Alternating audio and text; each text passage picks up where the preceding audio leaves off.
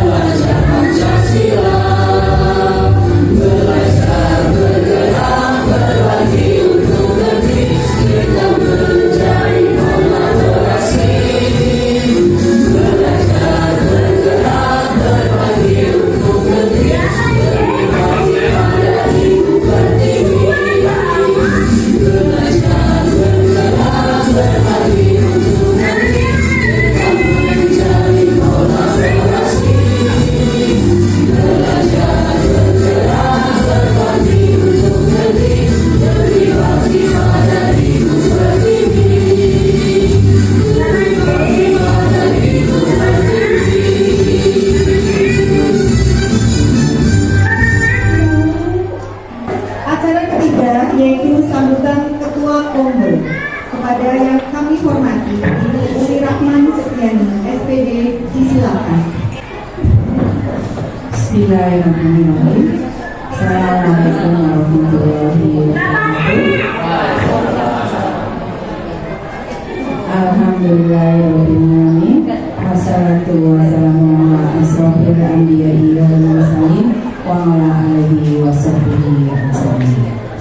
Yang terhormat Bapak Kepala SMP Negeri 1 Tambak, yang kami hormati Bapak Wakil Kepala SMP Negeri 1 Tambak, yang kami hormati rekan-rekan CDP SMP Negeri 1 Tambak, dan yang kami hormati seluruh guru dan karyawan beserta tim pengurus Kombel yang berbahagia. Puji dan syukur senantiasa kita panjatkan kepada Allah Subhanahu wa Ta'ala yang para ini telah memberikan karunia sehat, karunia sempat, sehingga kita diberi kesempatan pada hari ini untuk bertemu di lingkungan komunitas belajar. Untuk kegiatan hari ini akan diisi oleh rekan-rekan CGP untuk memberikan atau menyampaikan diseminasi tentang budaya positif.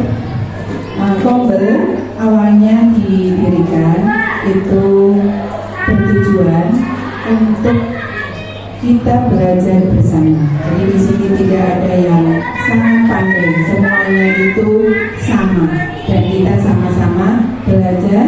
Semua Bapak Ibu guru itu berhak untuk memberikan hal-hal terbaik untuk ditularkan kepada rekan-rekan sejawat.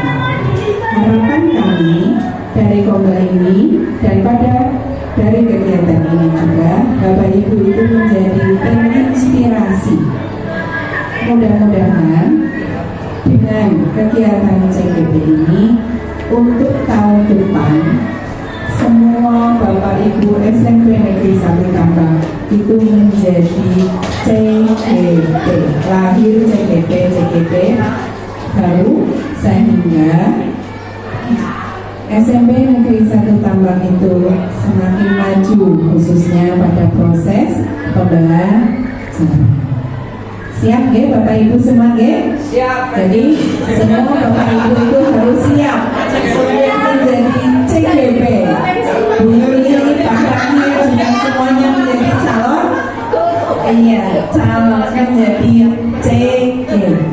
Dan Bapak Ibu juga harus siap untuk berbagi praktik baik. Jadi tidak harus selalu CGP yang memberikan praktik baik. Kemudian Pak Rifa kemarin sudah memulai. Kemudian saya juga sudah mengisi. Mungkin besok gilirannya Bu Tri, Bu Eli, Bu Dewi, Bu Pepe. Semua kan punya pengalaman baik dalam menghadapi masalah pembelajaran. Itu bisa ditularkan di komunitas belajar. Jadi komunitas belajar Spensata Edu Aksi itu harus keren. Semuanya berperan, tidak hanya berpusat hanya pada CGP. Siap nggih Bapak Ibu nggih? Terima kasih kepada Bu Umi Rahman Setiani SPD selaku Ketua Kombel atas motivasinya untuk kita semua. Ibu Bapak hebat yang kami hormati, sebelum memasuki acara selanjutnya, izinkan kami membacakan sebuah pantun. Rasanya enak masakan opor, dibawa ibu pergi ke kantor. Guru penggerak adalah pelopor, bergerak bersama jadi inisiator. Acara selanjutnya yaitu penyampaian materi dari CGP SMP Negeri 1 Tambak. Kepada yang kami hormati Bapak Ahmad Fauzi SPD, Bapak Dwi Nur Cahyanto SPD, dan Ibu Lali Yuliansari SPD, kami silakan. Kita sambut dengan tepuk tangan yang meriah. Assalamualaikum warahmatullahi wabarakatuh. Alhamdulillah, bersyukur kita senantiasa panjatkan kepada Allah Subhanahu wa Ta'ala atas rahmat dan hidayahnya, sehingga pagi menjelang siang ini kita bisa kumpul bersama-sama untuk menyelenggarakan kegiatan yang sangat luar biasa dari komunitas belajar Spensata Edukasi kolaborasi dengan calon penggerak SMP Negeri 1 Tambak. Oke. Jadi dari kami itu ada program untuk penyampaian pemaparan materi, ya bahasa kerennya itu diseminasi. Jane ya guru penularan lah. Gue sinau kan gue sing dipelajari gue jajal disampaikan ke teman-temannya, bisa apa orang. Nah, itu dikemas dalam judul aksi nyata diseminasi. Judulnya kan keren dari ini. Aksi nyata diseminasi budaya positif di SMP Negeri 1 Tambak. Kami ada 3, Pak Dwi Nur Cahyanto, saya sendiri, kemudian Bu Laili, Baik, untuk agar suasana lebih semangat kita coba seperti siswa. Jadi ketika di komunitas guru penggerak, kami itu kumpulin karo guru SD, karo guru TK. Jadi sini tepuk-tepuk orang nyanyi itu di sini. Nah, kalau kita kan biasanya ya guru SMP tahu tepuk orang, tahu nyanyi mana gitu. Pokoknya mengikuti. Sing paling kreatif ya guru TK. Pokoknya karena ice breaking dan sebagainya maju ngerti. Wong sampeyan pegawai nyanyi karo keprok-keprok. Baik, kita lemaskan tangan sebentar ya. Ya, ada kita yang sederhana saja biar tidak terlalu lama. Tepuk 1. Tepuk 2. Tepuk 3. Tepuk 4.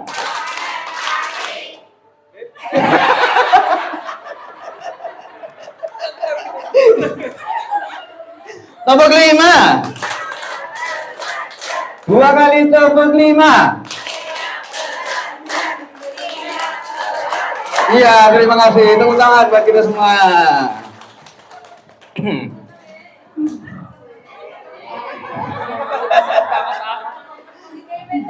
Oke, sudah fresh, oke? Oke, baik.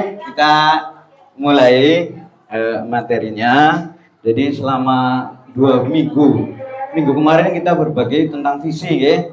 Visi. Nah, 2 minggu kita belajar tentang disiplin budaya positif. Budaya positif kalau dari bahasa, kalau yang Bapak Ibu tangkap mendengar kata budaya positif itu seperti apa yang diterima? Dari kata-kata budaya positif. Iya, budaya kan kebiasaan-kebiasaan, ya. Positif berarti kebiasaan-kebiasaan positif, oke? Baik, coba dicerna. Ada pertanyaan pemantik yang pertama. Hukuman dapat mendisiplinkan anak. Kira-kira Bapak Ibu setuju atau tidak?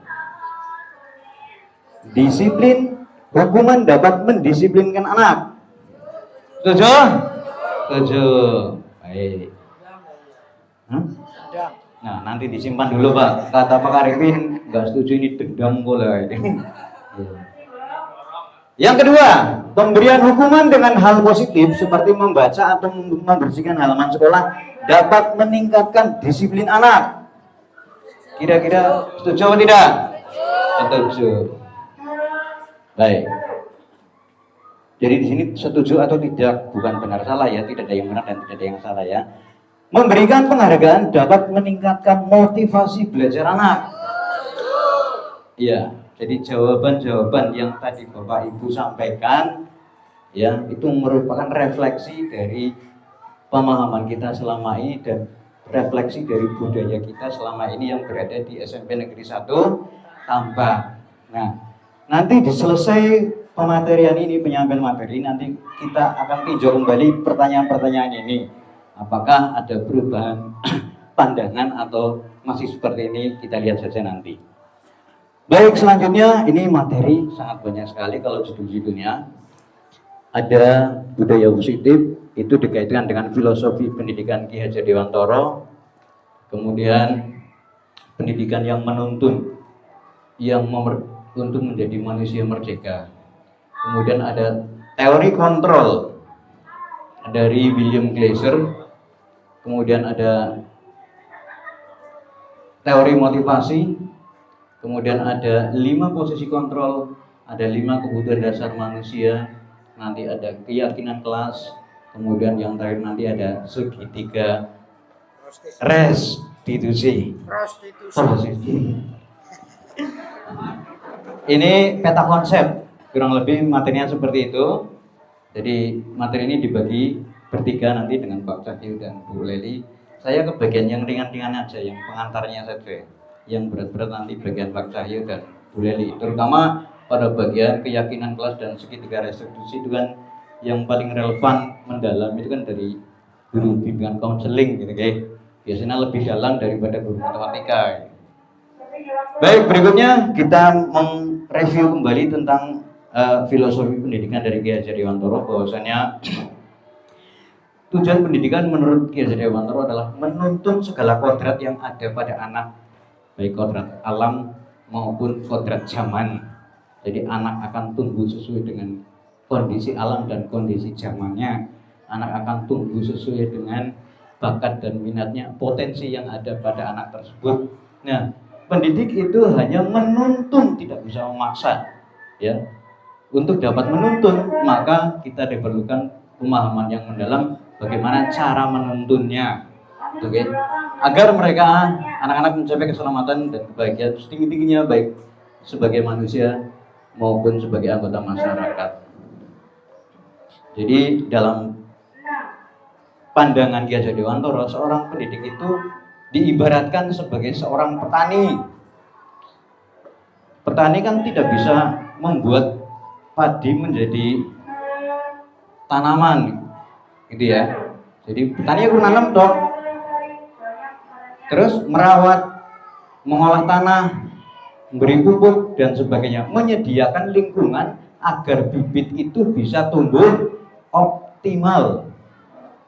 Nah, ilustrasinya begitu. Sama juga sebagai pendidik. Ya, ya. Jadi kalau dalam petani ya memperbaiki kondisi tanah, memelihara tanaman padi, pupuk, air, membasmi ulat-ulat, jamur, mengganggu tanaman dan sebagainya. Itu ilustrasinya. Padanan seperti petani, maka pendidik itu yang menyiapkan lingkungan yang baik untuk belajar agar semua potensi anak yang ada itu bisa tumbuh optimal untuk mencapai kebahagiaan, keselamatan dan kebahagiaan anak itu baik sebagai manusia maupun sebagai anggota masyarakat. Ini pemikiran filosofi dari Ki Hajar Dewantara. Nah, seperti yang kita sampaikan tadi bahwa butuh lingkungan yang baik bagi padi untuk terus bertumbuh dengan baik. Sama juga sebagai guru memiliki kewajiban untuk menciptakan lingkungan yang positif agar dapat menuntun tumbuh optimalnya potensi murid. Sesama guru harus saling mendukung. Lingkungan yang baik ya, itu kan sesama guru harus saling mendukung, berkolaborasi untuk saling belajar, bekerja bersama, menciptakan kebiasaan-kebiasaan baik. Dengan kebiasaan-kebiasaan baik, maka akan tumbuh menjadi karakter-karakter baik untuk warga sekolah, dan pada akhirnya karakter dan kebiasaan baik akan membentuk sebuah budaya positif. Ketika itu dilakukan secara berkelanjutan terus-menerus, kebiasaan itu akan menjadi karakter dan karakter akan menjadi budaya. Budaya yang positif di lingkungan SMP Negeri 1 Tambak, maka perlu kita memahami tentang inti materi di budaya positif. Ada 8. Ada perubahan paradigma belajar, disiplin positif, nilai kebajikan, kebutuhan dasar manusia, motivasi perilaku manusia, posisi kontrol hulu, keyakinan, kelas dan segitiga restitusi. Ada 8. Kemudian berikutnya, perubahan paradigma mengajar. Pembelajaran dengan paradigma baru dalam kurikulum Merdeka ini, bahwasanya pembelajaran yang diselenggarakan adalah pembelajaran yang berpihak pada murid. Jadi kalimat itu sering bolak-balik rumit. Yang berpihak pada murid, melayani kebutuhan murid. Kalau dalam Mares tadi malah menghamba pada murid. Sampai segitunya kalimatnya. Itu sebenarnya apa? Untuk mengubah cara pandang. Paradigma itu sama saja dengan artinya bahasa Indonesia ini cara pandang ya, makanya ya, cara pandang. Merubah paradigma berarti merubah cara pandang, merubah mindset, ya, merubah cara pandang, terus agar sehingga murid dapat belajar dengan sesuai dengan kebutuhannya. Nah, pembelajaran kekinian yang Bapak Ibu sudah pelajari ya, pembelajaran berdiferensiasi. Itu kan maksudnya memperhatikan perbedaan murid dengan murid yang berbeda-beda kemampuan. Diharapkan Bapak Ibu bisa menyajikan pembelajaran yang melayani perbedaan-perbedaan tersebut. Gitu ya. Nah, kemudian untuk dapat melayani murid dengan baik, pembelajaran dengan baik, maka diperlukan pemahaman tentang teori kontrol. Jadi selama ini kita menggunakan paradigma atau cara pandang teori stimulus respon. Nah, sekarang perlu diketahui tentang cara pandang yang lain, yaitu cara pandang menurut teori kontrol, Pak. Ini, ampun kesupen. Ini teori kontrol. Bahwa menurut teori stimulus respon, kita semua selama ini melihat bahwa kebutuhan kita sama. Kemudian menurut teori kontrol bahwa kebutuhan kita berbeda. Kemudian orang melihat hal yang sama. Kemudian menurut teori kontrol adalah setiap orang memiliki gambaran yang berbeda. Bahasanya Pak Arifin, wong 17 yang 17 pikiran. Gitu ya. Gitu ya. Berikutnya kita mencoba mengubah agar berpandangan sama dengan kita. Kemudian menurut teori kontrol adalah kita berusaha memahami pandangan orang lain tentang dunia. Dalam teori stimulus respon, bahwa perilaku buruk dilihat sebagai suatu kesalahan. Nah ini selama ini kalau kita melihat perilaku buruk ya pokoknya salah ya. Karena tidak sesuai dengan norma dan sebagainya gitu. Tapi menurut teori kontrol bahwasanya semua perilaku pasti memiliki tujuan. Dia melakukan seperti itu menurut pemahaman kita, oke salah melanggar peraturan dan sebagainya. Itu pandangan kita selama ini. Tapi kalau menurut teori kontrol, dia melakukan sesuatu pasti ada tujuannya. Nah, tugas kita adalah menggali tujuannya apa sih dia melakukan seperti itu? Kenapa dia bisa melakukan seperti itu? Digali lebih dalam. Kemudian orang lain bisa mengontrol saya. Menurut teori kontrol, hanya Anda yang bisa mengontrol diri Anda sendiri, ya. Tidak ada orang lain yang bisa mengontrol karena kita masing-masing adalah manusia yang merdeka. Kemudian saya bisa mengontrol orang lain, Anda tidak bisa mengontrol orang lain. Ya, dalam teori kontrol itu tidak bisa orang lain mengontrol. Saat kemudian pemaksaan adalah saat bujukan gagal. Ketika dibujuk-bujuk angel, ya dipaksa gitu ya. Tapi kalau dalam teori kontrol, kolaborasi, konsensus menjadikan pilihan-pilihan baru. Pada teori stimulus respon, model berpikir menang kalah, kemudian model berpikir menang-menang. Ini ya, saya akan mengambil contoh yang gampang saja, bahwa kita mencoba mengubah orang agar berpandangan sama dengan kita. Contoh dalam pembelajaran. Dalam pembelajaran kita akan mengubah orang agar berpandangan sama dengan kita, gitu ya. Guru pengetahuan itu sakit. Sekian bab dari kelas 7 sampai kelas 9 apal kabeh gitu ya, misalnya. Kita mengajar salah satu materi, maka tugas kita adalah menyampaikan materi itu ke anak. Ya disampaikan aja materinya. Contoh, kalau dalam matematika, misalnya ini bukan ngajar anak, ngajar bapak ibu guru aja ya. Contohnya adalah materi persamaan linear satu variabel ya. Gitu ya. Seringkali kita mendengarkan begini. Materi kita hari ini anak-anak adalah persamaan linear satu variabel. Persamaan linear satu variabel adalah persamaan yang memuat satu variabel. Contohnya, X ditambah 5 sama dengan 10. Berapa nilai X? Contoh penyelesaian. X ditambah 5 sama dengan 10, maka X sama dengan 10 dikurang 5. X ketemu 5. Kira-kira Bapak Ibu Guru paham tidak apa yang saya sampaikan? Paham? Iya, sebagian paham, sebagian orang.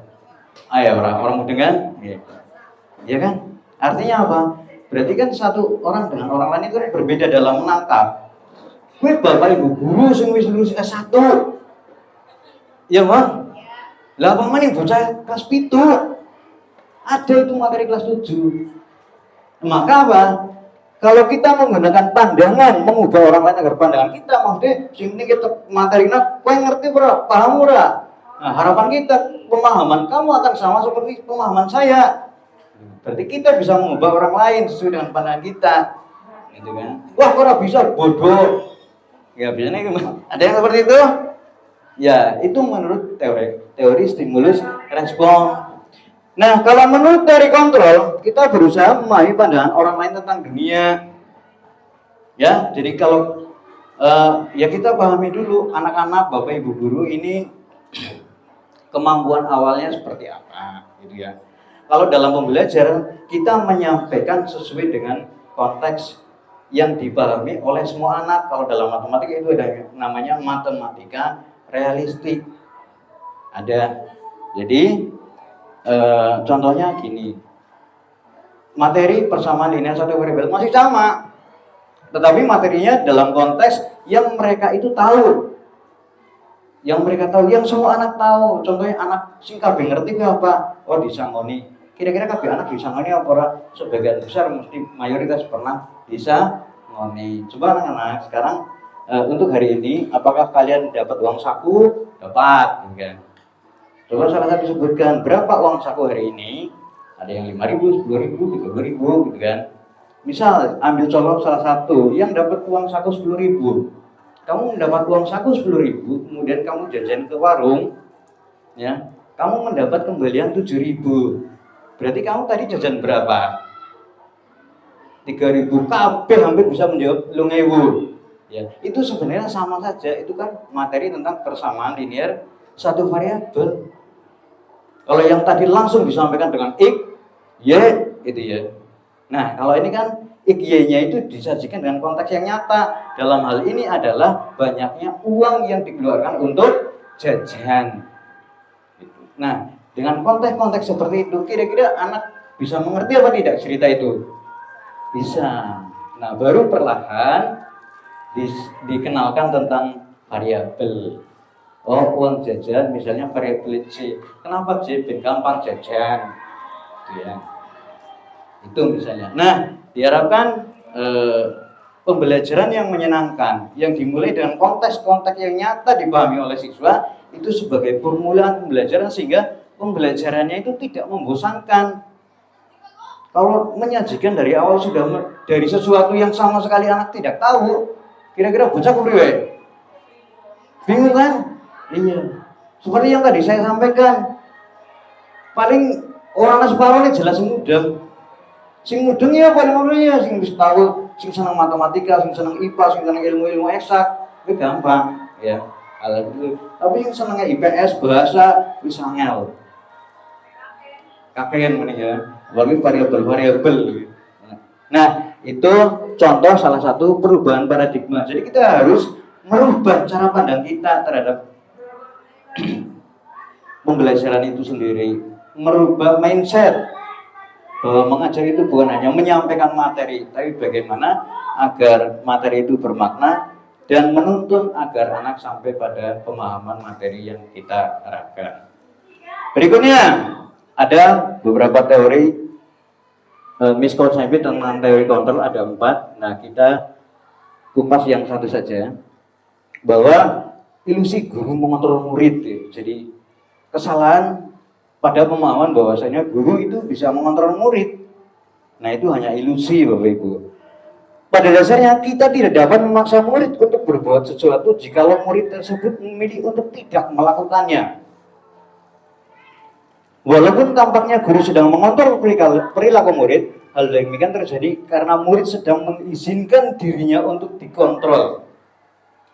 Ini kalimat ini sederhana tapi dalam.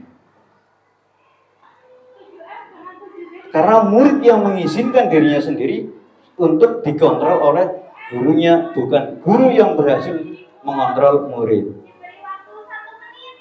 Saat ini bentuk kontrol guru menjadi kebutuhan dasar yang dipilih murid tersebut. Teori kontrol menyatakan bahwa semua perilaku memiliki tujuan, bahkan terhadap perilaku yang tidak disukainya. Jadi teori di sini bahwasanya tidak bisa mengontrol. Ketika anak sedang menurut pandangan gurunya sedang dikontrol, itu bukan gurunya yang berhasil mengontrol, tapi muridnya yang mengizinkan dirinya sedang dikontrol oleh guru. Ya. Itu dalam kaitannya dengan kehidupan sehari kita, terutama dalam pengelolaan diri. Bapak Ibu, semua peristiwa yang berkaitan dengan kita, contoh yang lain ini ya, sebenarnya itu bersifat netral. Ketika Bapak Ibu marah misalnya, bukan orang lain itu yang membuat marah kepada Bapak Ibu. Semua peristiwa itu sifatnya netral. Tergantung Bapak Ibu sendiri yang memberi makna terhadap peristiwa tersebut. Bukan mau elek kayak apa. Ketika Bapak Ibu tidak melihat dari sudut pandang yang negatif, yang memantik kemarahan Bapak Ibu, maka Bapak Ibu tidak akan marah. Ketika Bapak Ibu marah, berarti Bapak Ibu mengizinkan diri Bapak Ibu untuk marah, untuk dikuasai oleh emosi. Kalau tidak mengizinkan, itu tidak akan marah. Karena sejatinya semua peristiwa itu netral. Berikutnya, itu masuk ke filsafat ya Pak Sampurno. Berikutnya, ke disiplin positif. Nah, makna disiplin selama ini juga budaya kita selama ini adalah cenderung menghubungkan kata disiplin dengan ketidaknyamanan. Ya, biasanya seperti itu, tetapi bahwa dalam pandangan baru disiplin itu adalah belajar mengontrol diri. Mandana angel, kenapa? Karena yang dikontrol adalah diri sendiri. Apalagi ini belum menjadi kebiasaan, karena kebiasaannya apa? Kebiasaannya adalah mengontrol orang lain karepe. Ya. Nah, ini mengontrol diri sendiri, menggali potensi diri kita agar tercapai tujuan mulia, yaitu menjadi seorang yang kita inginkan. Pasti Bapak Ibu punya gambaran orang yang ideal. Orang yang ideal yang seperti ini. Nah, sebenarnya diri kita itu bisa menjadi orang yang seperti kita inginkan. Tinggal kemampuan untuk mengontrol diri menuju ke orang seperti itu bisa atau tidak. Nah, itu perlu latihan yang berulang-ulang. Berdasarkan nilai-nilai yang kita hargai. Nah, ada dasarnya, ada tujuannya, ada basis nilainya. Kalau dalam skala pembelajaran, ini basis nilainya nanti adalah profil pelajar Pancasila, yang di dalamnya ada dimensi dan elemen-elemennya, turunannya itu kan banyak. Itulah basis nilai-nilai yang kita hargai. Berikutnya, disiplin positif. Disiplin positif merupakan kesadaran diri untuk mengontrol diri sendiri. Kesadaran untuk mengontrol diri sendiri. Untuk sadar aja susah, apalagi sampai ke tahap mengontrol diri sendiri. Yang dibutuhkan pertama adalah kesadaran dulu. Nek wis sadar baru latihan mengontrol. Kalau belum sadar ya tidak mungkin akan terjadi kontrol diri sendiri. Maka yang dibutuhkan yang pertama adalah kesadaran dulu. Oh iya, saya perlu untuk mengontrol diri sendiri. Baru latihan untuk mengontrol diri. Dalam melakukan segala tindakan berbasis nilai-nilai kebajikan universal. Dalam skala pelajar, kebajikan universal itu adalah profil pelajar Pancasila. Nah, lebih dalam tentang kebajikan universal nanti ada materi tersendiri akan disampaikan oleh Pak Cahyo. Jadi disiplin positif adalah kesadaran diri untuk mengontrol diri. Nah, cara mengontrol tadi kita punya pandangan sesuai dengan teori kontrol yang tadi disampaikan. Berikutnya, maka sebagai pendidik tujuan kita adalah menciptakan murid yang memiliki disiplin diri, yang mereka berperilaku mengacu kepada nilai-nilai kebajikan universal dan motivasi intrinsik. Jadi harapannya itu bukan kedisiplinan itu terbangun atas kesadaran diri berbasis nilai, bukan disiplin yang atas hukuman, ancaman, atau imbalan. Ya. Lebih mengarah kepada membimbing anak untuk memiliki disiplin dengan motivasi internal dari dalam dirinya. Berikutnya, lingkungan yang aman dan nyaman berbasis disiplin positif di sekolah akan berdampak secara maksimal pada perkembangan dan pembentukan karakter peserta didik. Ada 4 komponen sekolah yang dicita-citakan. Ini dalam standar nasional ya. Sekolah yang dicita-citakan itu ada 4 poin, ada 4 komponen. Yang pertama, pembelajaran yang berpusat pada murid. Insya Allah kita sedang bergerak ke sana perlahan. Ya. Kita akan ngambil video, masih tertunda kemarin ya, itu juga tentang pembelajaran diferensiasi. kita bergerak ke arah sana ya, berproses. Kemudian yang kedua, pendidik reflektif, gemar belajar, berbagi dan berkolaborasi. Untuk di SMP Negeri Sitambak sepertinya ini sudah semakin membudaya ya, karena terbukti di kombel kita yang aktif, di kombel kita berbagi, kemudian berkolaborasi dan melakukan refleksi. Kemudian iklim sekolah yang aman dan merayakan kebinekaan, istilahnya. Ya, berbeda-beda dalam suku agama, tapi bersama selalu dalam kerukunan. Ya, menurunnya tingkat bullying dan sebagainya. Kemudian murid memiliki kompetensi dan karakter pelajar Pancasila, itu tujuan yang kita tuju dalam pendidikan nasional. Dengan 4 komponen inilah sekolah yang dicita-citakan dalam standar pendidikan nasional. Nah, salah satu komponennya adalah memiliki budaya positif, dan salah satu komponennya adalah disiplin positif. Baik, selanjutnya tentang nilai-nilai kebajikan akan disampaikan oleh Pak Cahyo. Terima kasih. Masih semangat Bapak Ibu? Oke, terima kasih Pak Uji atas presentasinya yang luar biasa. Mari kita kasih apa kepada Pak Uji ya? Dikasih apa? Dikasih W, kasih O, kasih W. Wow, keren. Oke, sangat keren sekali tadi presentasi dari Pak Oji ya. Saya lihat tadi Bapak Ibu guru sudah mulai ada yang mengantuk ya. Di pojok ada kayak gini sudah ya. Iya. Makanya biar fresh ya, ganti sesi, ganti pembicara. Saya juga ingin memberikan ice breaking juga. Nggak kalah dengan Pak Oji. Kalau Pak Oji tadi sudah tepuk-tepuk kayak Pak Karno ya. Iya, kalau saya nanti mengajak Bapak Ibu guru untuk bernyanyi dan menari bersama. Oke. Sekarang perintah saya yang pertama adalah semuanya berdiri dulu ya, berdiri. Sekarang clue-nya yang pertama, ice breaking kita adalah ikuti, enggak loncat-loncat. Ikuti apa yang saya sampaikan dan gerakan saya, Bapak Ibu guru ikuti dulu ya. Nama ice breaking-nya adalah Marina menari di atas menara. Oke ya.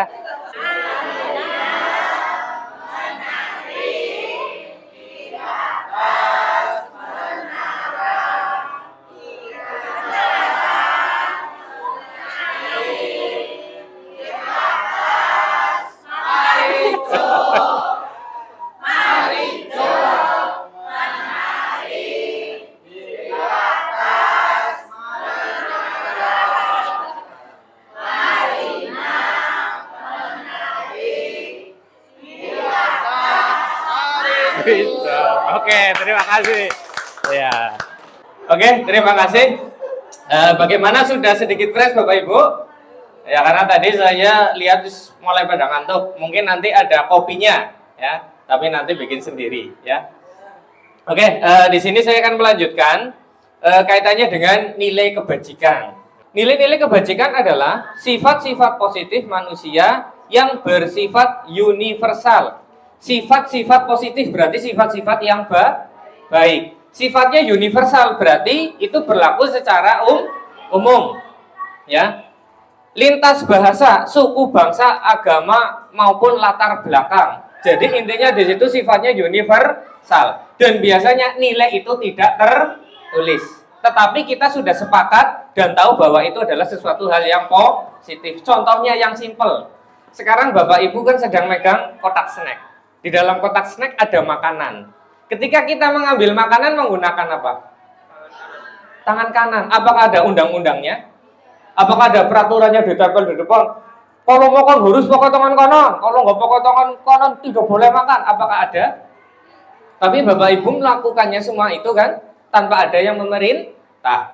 Nilai kebajikan untuk murid kita kenal dengan istilah profil pelajar Pancasila ya.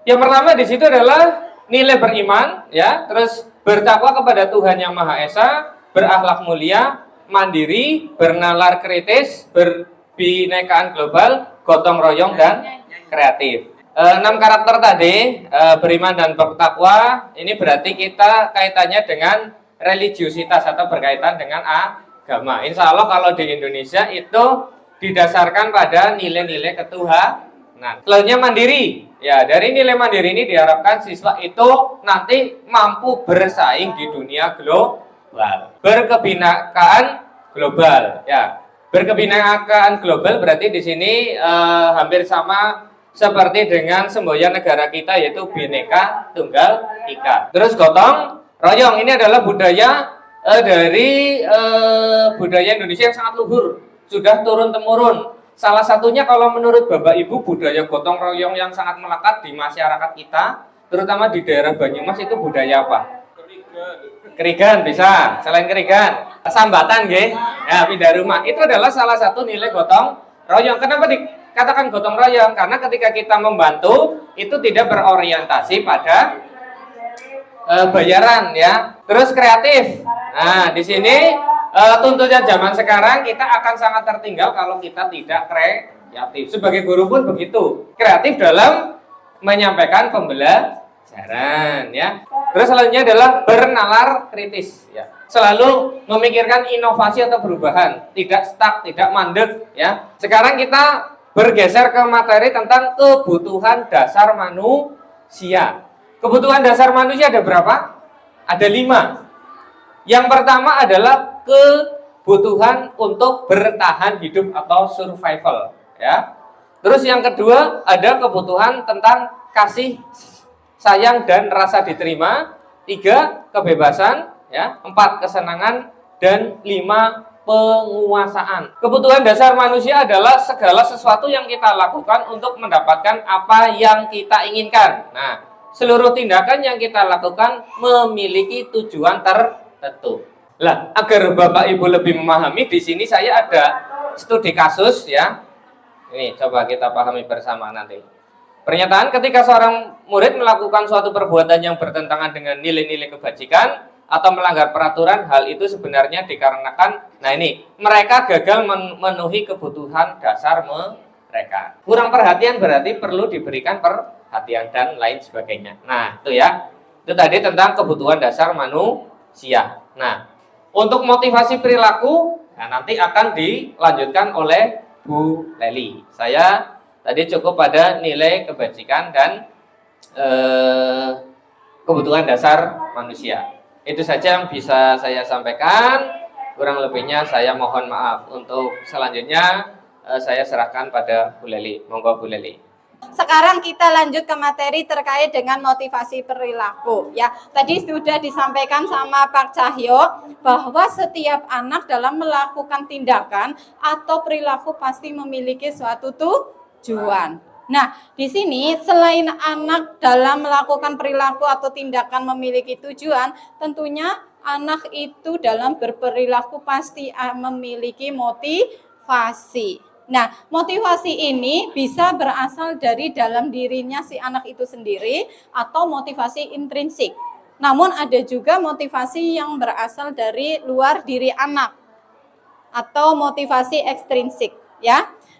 Atau eksternal. Nah, di sini ada 3 motivasi dasar yang mendasari setiap anak berperilaku. Ada 3 motivasi. Yang pertama itu motivasi untuk menghindari hukuman. Terus, nah ini masuk ke motivasi eksternal. Artinya motivasi itu bukan dari diri anak, tapi dari luar anak ya. Yang kedua adalah anak melakukan tindakan atau perilaku karena ingin mendapatkan penghargaan atau imbalan. Itu masuk ke motivasi eksternal. Yang ketiga adalah motivasi menghargai diri sendiri. Nah, inilah motivasi yang harus kita tanamkan ke anak, adalah motivasi yang ketiga. Ini motivasi yang untuk menumbuhkan budaya positif di sekolah, ya. Motivasi terkait anak itu menghargai dirinya sendiri. Anak itu ingin melakukan sesuatu berdasarkan nilai-nilai yang ia yakini. Yang ia yakini kebenarannya, sehingga motivasi inilah yang ada pada diri anak ya. Jadi kalau misalnya anak dalam melakukan sesuatu itu sudah ada motivasinya sendiri, terutama ini kita fokuskan ke yang ketiga, itu anak walaupun ada penghargaan, ada imbalan atau bahkan ada hukuman, itu anak sudah tidak memikirkan ke situ ya, namun sudah memikirkan bagaimana sih ke dirinya sendiri, saya mau jadi orang yang seperti apa, saya harus bagaimana ya, nilai-nilai apa yang akan saya terapkan. Nah itu, ini masuk ke nilai motivasi internal. Tentunya untuk hal ini tidak ada permasalahan dari Bapak Ibu ya. Guru hebat dalam penerapan disiplin positif restitusi. Salah satu program yang dikembangkan adalah 5 posisi kontrol. 5 posisi kontrol dalam restitusi adalah proses perjalanan seorang pendidik agar dapat mengenali dirinya. Pada video kali ini, kita akan membahas tentang 5 posisi kontrol yang dikembangkan oleh Dayan Dosen dan contoh penerapannya.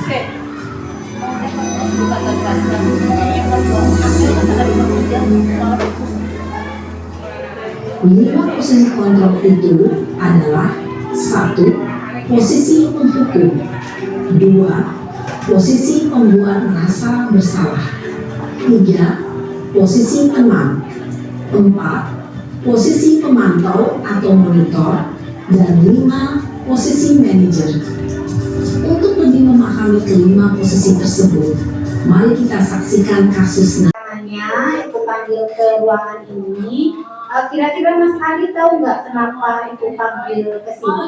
Maaf Bu, saya nggak tahu Bu. Begini Mas Ali, saya mendengar dari Nak Amira tentang kejadian yang Mas Ali lakukan terhadap Amira. Kira-kira Mas Ali ingat apa tidak apa yang Mas Ali lakukan ke Mbak Amira? Ya saya ingat.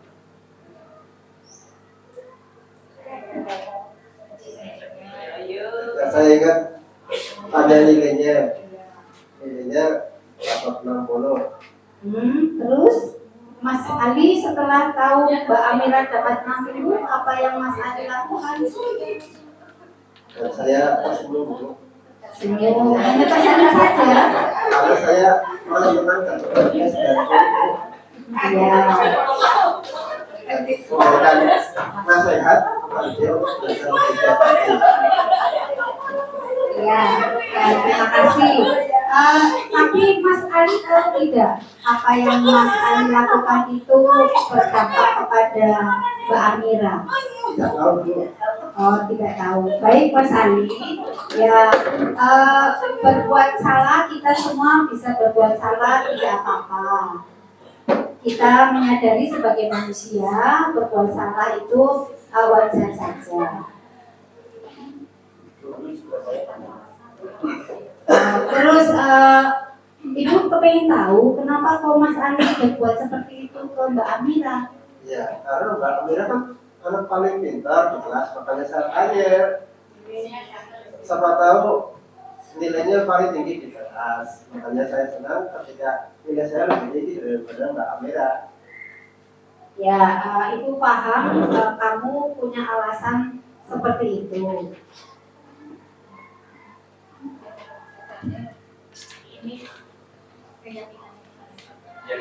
Oh ya, berkaitan dengan hal tersebut, kira-kira menurut Mas Ali, keyakinan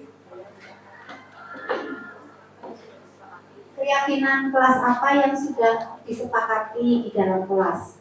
Ya, di dalam kelas perlu belajar pasti setiap anggota kelas perlu belajar. Yang kedua, anggota kelas perlu merasa senang di setiap pembelajarannya pasti. Yang ketiga, anggota kelas perlu saling menghargai.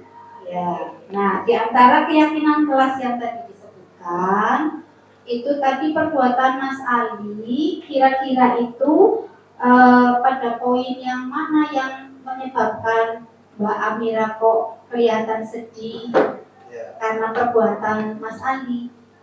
Mungkin kurang menghargai itu, karena mungkin konotasinya sedikit mengecek mungkin. Ya, berarti apa yang Mas Ali lakukan melanggar keyakinan kelas yang sudah disepakati tentang eh, saling menghargai, ya, karena kesepakatan itu sudah dibuat bersama di kelas. Kemudian kira-kira kalau sudah tahu Mas Ali melanggar keyakinan tersebut, kira-kira Mas Ali apa yang akan Mas Ali lakukan? Kalau berarti kedepannya Ali akan berusaha semaksimal mungkin menghargai teman dan yang lainnya untuk bisa menghargai.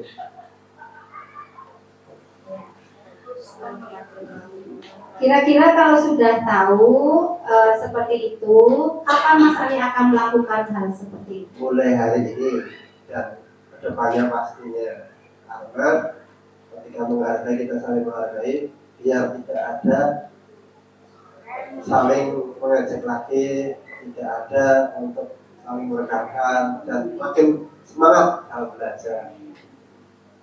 Ya, sekilas seperti itu ya Bapak Ibu, nanti kita bisa belajar bersama lagi. Nah, kira-kira nih dari apa yang sudah ditampilkan dari awal terkait paradigma baru, disiplin positif, keyakinan kelas, kebutuhan anak, segitiga restitusi dan posisi kontrol Bapak Ibu, kira-kira ada pertanyaan atau ada hal yang ingin ditanyakan oleh Bapak Ibu atau tidak? Ya, diberi kesempatan, monggo Bapak Ibu untuk Silakan yang mau bertanya. Tidak apa-apa disampaikan, ya. Silakan. Ada? Ya, Bu Susi, silakan. Terima kasih Bu Leli. Yang ingin saya tanyakan adalah yang sudah pernah saya lakukan sebagai wali kelas. Jujur saja untuk kesepakatan kelas dan konsekuensi itu kami masih agak bingung ya. Kesepakatan kelas sudah kita buat bersama dengan siswa, kemudian konsekuensi juga kita buat bersama anak di kelas.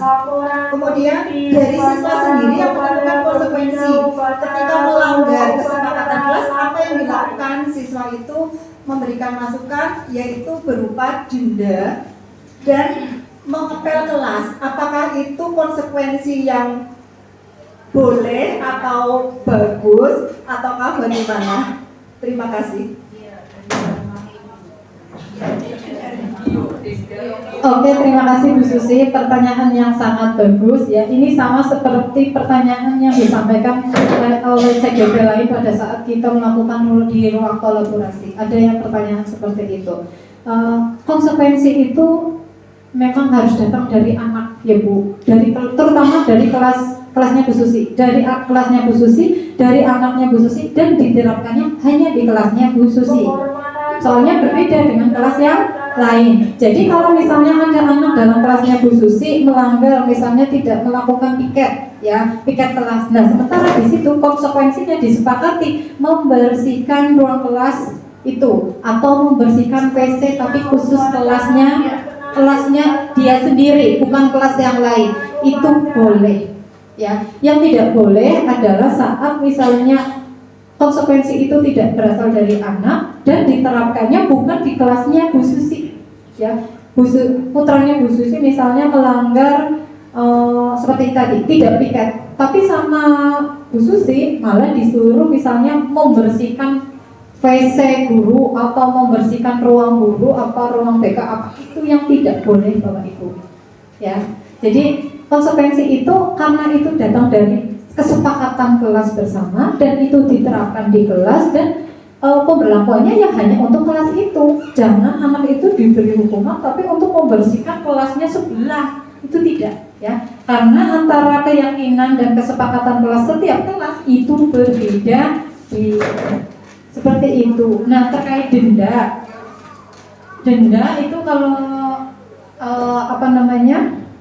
sudah kesepakatan kemarin, intinya kalau hal itu sudah merupakan kesepakatan kelas yang melanggar kelas itu dan diterapkan di kelas itu, ya tidak apa-apa karena sudah sama-sama terbuka kesepakatan kelas bersama. Yang penting konsekuensinya ingat, jangan berasal dari Bapak Ibu guru itu. Seperti itu Bu Susi. Oh, Bapak Ibu ada ya Bu Umi, monggo.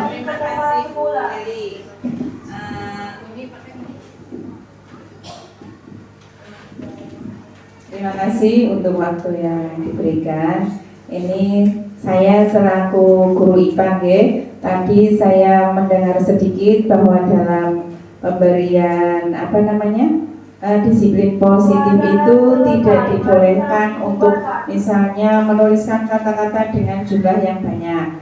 Nah, kemarin di awal pembelajaran saya mengajar 5 kelas, saya membentuk kesepakatan dalam pembelajaran IPA. Di antaranya di situ adalah terlambat masuk ke kelas, kemudian anak menyebutkan untuk konsekuensinya berarti untuk meringkas pembelajaran pada saat itu 2 kali gitu. Kemudian kalau ada tugas tidak mengerjakan, anak mengajukan konsekuensinya mengerjakan tugasnya sebanyak 2 kali. Lah itu diperbolehkan apa tidak? Terima kasih.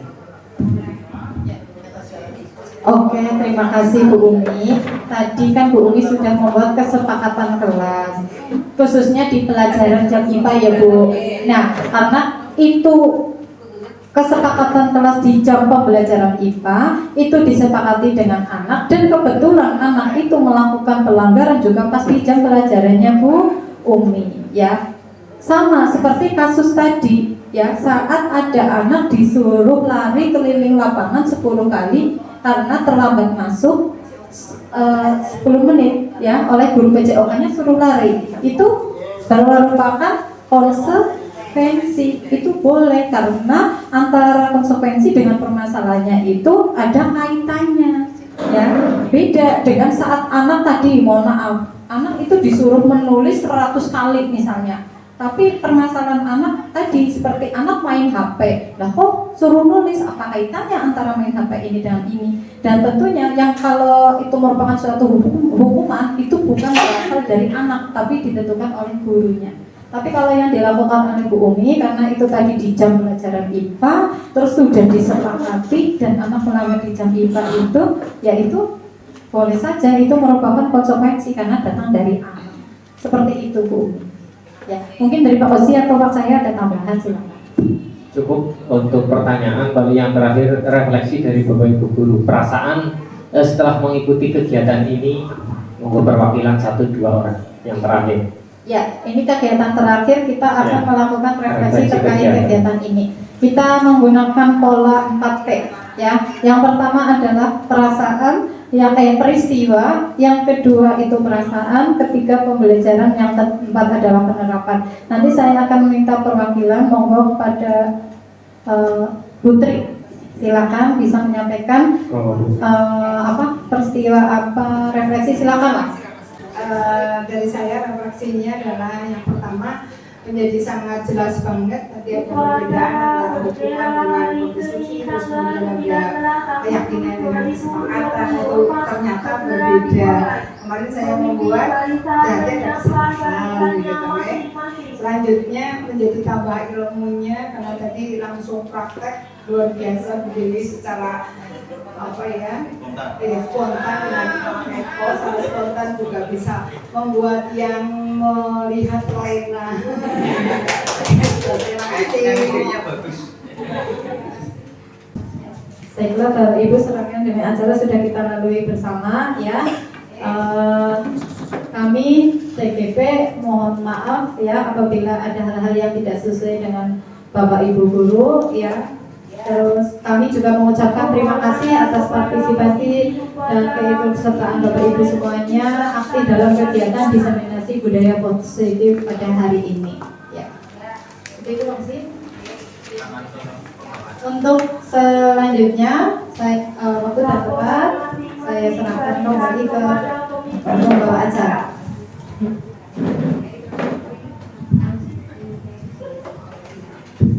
Terima kasih kepada rekan-rekan CKB yang luar biasa, Ibu Bapak guru hebat. Kita beri aplaus sekali lagi untuk teman-teman kita yang luar biasa, teman-teman CKB yang selalu bergerak, tergerak dan menggerakkan. Bapak Ibu guru hebat, Sampailah pada acara penutup. Marilah kita tutup acara pada hari ini dengan mengucap lafal hamdalah bersama. Alhamdulillahirabbil alamin. Terima kasih, mohon maaf atas segala kekurangan. Wassalamualaikum warahmatullahi wabarakatuh. Waalaikumsalam warahmatullahi wabarakatuh.